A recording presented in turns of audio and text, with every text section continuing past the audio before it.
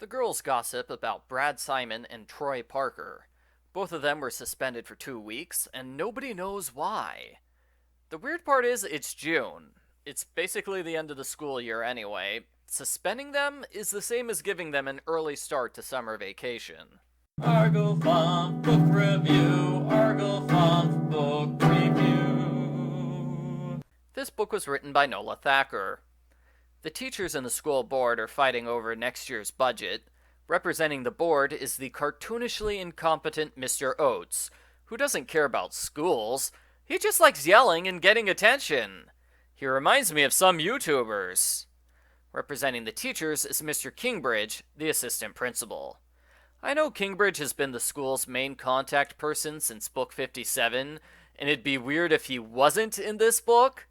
Still, it feels like a possible teacher strike is something the actual principal should be involved in. The last three mysteries have featured Cary Retlin as a fake-out suspect.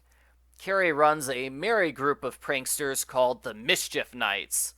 I'm 90% certain he's the only member. Cary goes too far when he steals Kristy's math homework and erases all the answers. I agree, that is not being a funny prankster, that is being a jerk. Kristy accuses him of being a pest who messes up everything, especially their detective work. Cary challenges her to a mystery-solving competition. He'll leave behind a series of 8 clues in the school. If the BSE can solve all the clues, he will leave them alone forever. Cary is far too interesting of a character for the series to get rid of, so I'm pretty sure he's gonna win this challenge. In the subplot, the babysitters hold a scavenger hunt for the kids. The kids form different teams and have a great time finding random items.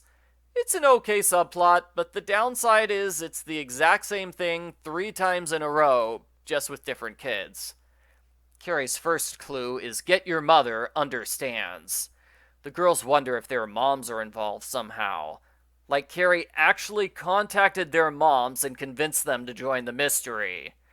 The girls realize the clue can be an acronym for GYM Jim. Clue number 2 is a crossword puzzle riddle. It was fun. I solved that riddle on my own.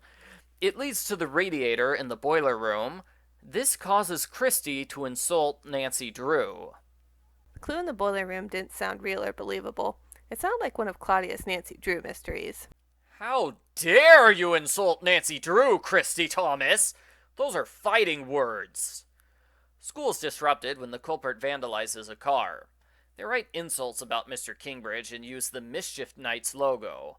The problem is that it's the wrong car and the wrong logo. Either the Mischief Knights have lost their touch, or it's a bad attempt at framing them. That evening, the school has a public assembly with the neighborhood to discuss contract negotiations. That is a terrible idea. Really. The public meetings led to riots in books 84 and 91. Third time is not the charm, as everyone's furious about the idea of a teacher's strike and school in July. Again, this scene happens towards the end of June. I don't understand why ending school a week early is not a viable option. Mr. Oates uses the vandalism as an excuse to insult the teachers. Kristy thinks it's odd he doesn't mention anything else. She has a point. There are plenty of other examples of the out-of-control students, like burning down a shed, forcing a teacher to resign, destroying teacher gradebooks, Abby and 6 other students cheating on exams, and whatever Troy and Brad were suspended for. Continuity! The culprit pulls the fire alarm twice, disrupting classes. The girls note that Troy and Brad were there, which is weird because they're suspended. You'd think they wouldn't be hanging around school. Brad is suspicious because he's with an unknown woman. Troy is suspicious because his jeans don't go with his shirt. I am not at all surprised that Claudia and Stacy think bad fashion is a good excuse to accuse someone of a crime. The final suspect is Mr. Milhouse, a German custodian who wants a raise. Kristy thinks it's suspicious how he always shows up at the crime scenes. Really, Kristy? The janitor cleans up the vandalism because that is literally his job. Stop hassling him for being a good employee. Kristy collects the 4th clue just as Cary finishes writing it. She takes this as a mark of pride. Haha, we solved his last clue so fast, he didn't have time to make the next one! Personally, I would be kind of angry. It's impossible for the girls to make any progress because Cary hasn't written half the clues yet. That should not happen in a treasure hunt with a time limit. I think the girls should be declared the winners by default. The culprit floods bathrooms and the girls solve more clues. Cary actually programmed a spelling quiz for Claudia on the computer.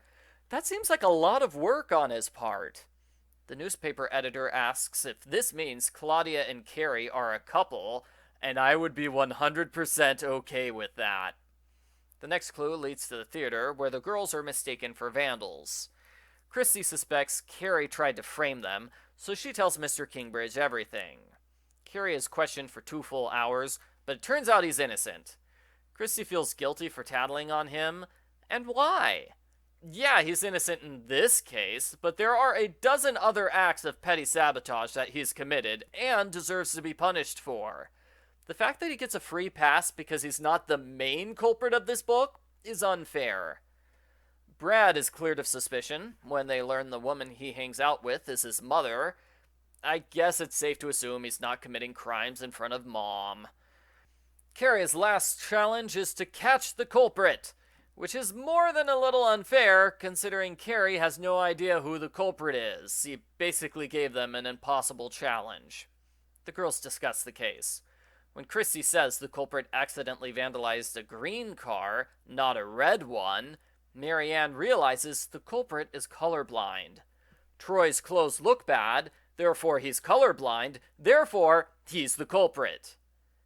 This is a dumb mystery solution. It basically boils down to Troy is the culprit because we hate his clothes. Part of the reason this mystery solution doesn't work is that the book did a poor job of giving readers the clues. Kristy says the vandalized car was green, but she doesn't say the real car is red. It feels like cheating to hide the vital clue from readers until the end of the book. Similarly, the book did mention Troy's red belt, but it didn't say what color the belt clashed with. So only a really good guesser would deduce Troy is colorblind. Also, they mentioned his grunge pants when complaining about his bad fashion. That's not colorblindness, that's a fashion choice. Kristy doesn't want to accuse the wrong person a second time, so she asks Cary to break into Troy's locker. This technically forfeits the competition, which is ridiculous. Cary wants the culprit caught as much as they do. They find evidence of Troy's guilt, and he helpfully gives a loud confession right in front of Mr. Kingbridge. Troy mentions he was wrongfully suspended for stealing. Stealing what, though? It sounds like he's innocent, since he readily confesses to the crimes he did commit, so was he framed or what? I don't know. The book ignores his claims of innocence, and everyone's happy when the teacher strike is called off. The end. Post-book follow-up. This book only has 14 chapters, not the usual 15. Maybe they should have slipped in another clue chapter. I really like the clue stuff, especially the ones that readers can solve on their own. It is a bit odd that Kristy trusts Cary not to cheat by giving them an impossible clue, which he did with the last one. Kristy would normally not consider him a trustworthy clue master. I notice many of the mystery books go out of their way to point out that all of the suspects are at or near every crime scene. That means they're all possible suspects. It's a little pointless to do this every single time because they never clear a suspect due to an alibi. Overall, this was a great book until the final solution, which was incredibly stupid. I probably would have given this book a 9 if the mystery solution had been better. Seeing Cary compete with Kristy is undeniably fun, and all of the callbacks to previous books were well done. Like in Babysitter's Club Mystery number 25, Kristy and the Middle School Vandal, a 7 out of 10.